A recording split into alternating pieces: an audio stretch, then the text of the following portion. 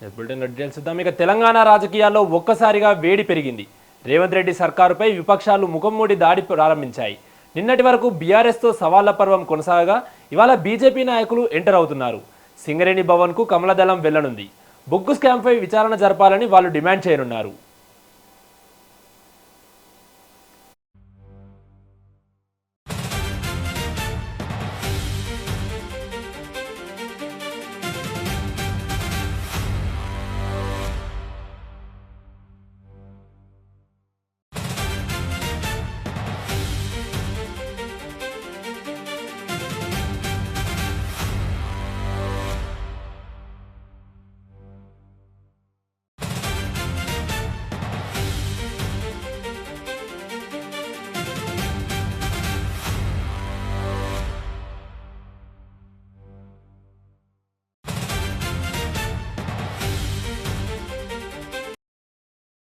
ఇక బొగ్గు స్కామ్పై బీజేపీ నాయకులు ఈరోజు సింగరేణి భవన్కు వెళ్లనున్నారు. దీనిపై మరింత సమాచారం మా సీనియర్ కరెస్పాండెంట్ రామకృష్ణ అందిస్తారు. ఎస్ రామకృష్ణ.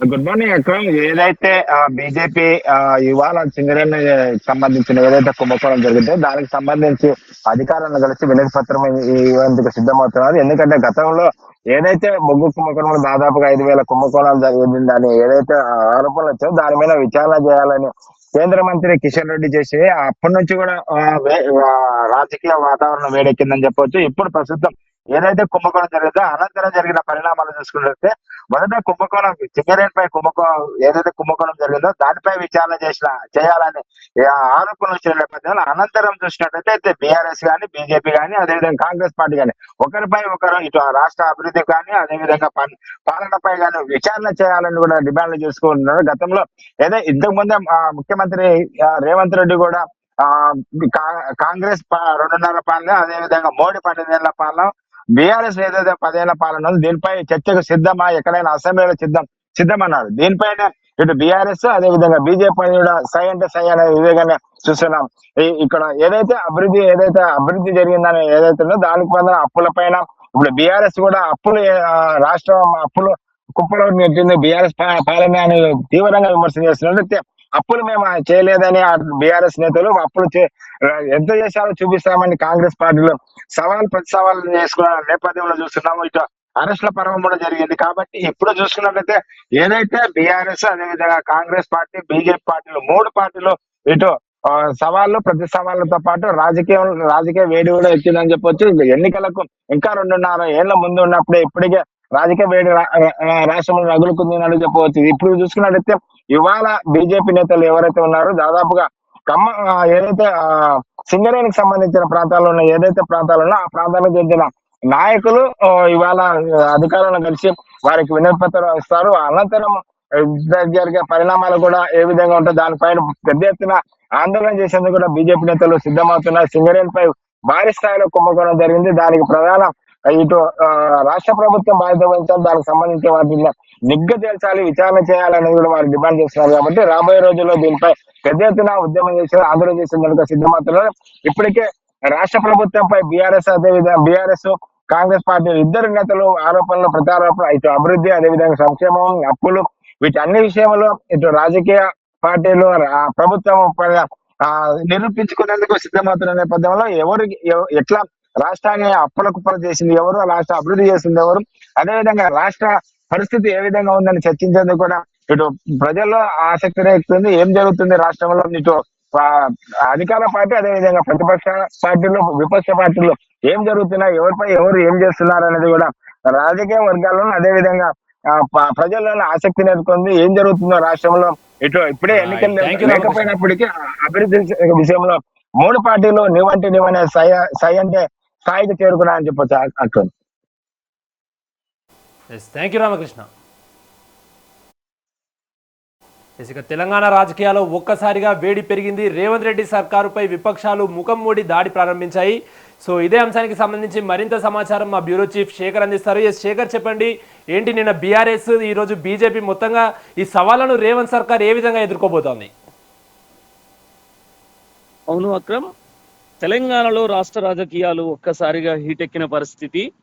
అటు అధికార పార్టీ కాంగ్రెస్ పార్టీని ఇరుకునబెట్టే విధంగా అధికార పార్టీ మీద మూకుమ్మడి దాడి జరుగుతున్నది. అటు ప్రతిపక్షాలు ప్రధాన ప్రతిపక్షమైన బీఆర్ఎస్ పార్టీ నిన్న సవాళ్ల రాజకీయంతో 2 రోజుల నుంచి రాష్ట్రంలో రాజకీయ రక్తి కట్టించింది.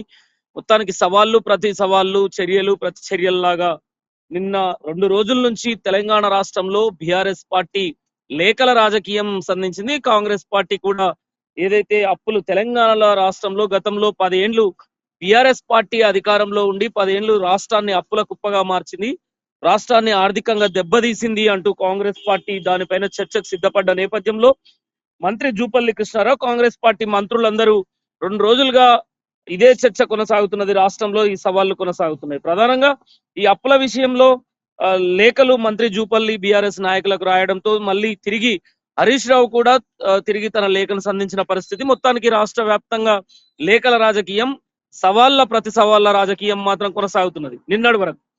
ఈ నేపథ్యంలో మరో ప్రతిపక్షమైన బీజేపీ పార్టీ కూడా ఎంటర్ అయ్యింది. ఈ సవాళ్ల రాజకీయంలోకి బీజేపీ పార్టీ కూడా ఈ రోజుతో ఎంటర్ ఇచ్చింది. అధికార పార్టీ మీదకి ఈ రోజు బీజేపీ పార్టీ కూడా బొగ్గు స్కామ్ జరిగింది, కుంభకోణం జరిగింది, ఏదైతే నైనీ బ్లాక్ కావచ్చు, మొత్తానికి ఓవరాల్ గా 1600 కోట్ల బొగ్గు స్కామ్ జరిగింది అంటూ బీజేపీ పార్టీ దానిపైన విచారణ చేపట్టాలి అంటూ 40 లక్షల మెట్రిక్ టన్నుల బొగ్గు వ్యత్యాసం వస్తుంది, తేడా వస్తుంది, దీనిపైన అసలు ప్రభుత్వం పెద్ద కుంభకోణానికి పాల్పడ్డది, స్కామ్ కు పాల్పడ్డది అంటూ బీజేపీ ఈ రోజు ఏకంగా బొగ్గు బావుల దగ్గరికి సింగరేణి బావుల దగ్గరికి వెళ్లే ప్రయత్నం చేస్తున్నది. అంటే దీనిపైన బీజేపీ కూడా అధికార పార్టీ పైన ఒత్తిడి పెంచే ప్రయత్నం. ఈ బొగ్గు స్కామ్ పైన గతంలోనే కిషన్ రెడ్డి కూడా లేఖ రాశారు. దీని మీద ప్రభుత్వం స్పందించాలి, విచారణ చేపట్టాలి.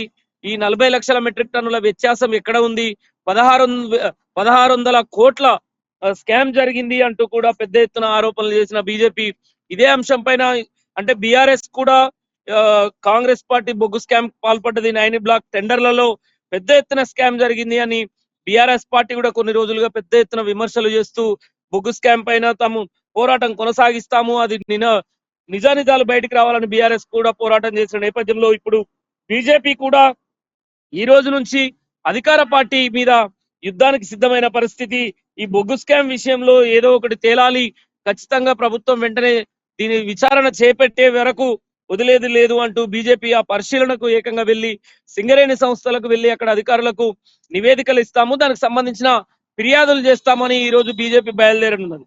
ఈ నేపథ్యంలో ఇప్పటికే అధికార పార్టీ ప్రతిపక్షాలు ఏదైతే ఓవైపు బీఆర్ఎస్ అప్పుల విషయం పైన పోరాటం, అప్పుల విషయం పైన ప్రతి సవాళ్లు కొనసాగుతున్నాయి. మరోపక్క బీజేపీ అధికార పార్టీ మీద బొగ్గు స్కామ్ మీద ఈ రోజు పోరాటం కొనసాగిస్తామని ముందుకెళ్లింది. దీంతో అధికార పార్టీకి మాత్రం మూకుమ్మడి దాడి ప్రతిపక్షాల నుంచి ఎదురవుతున్నది. Akram. Right, thank you Shekhar.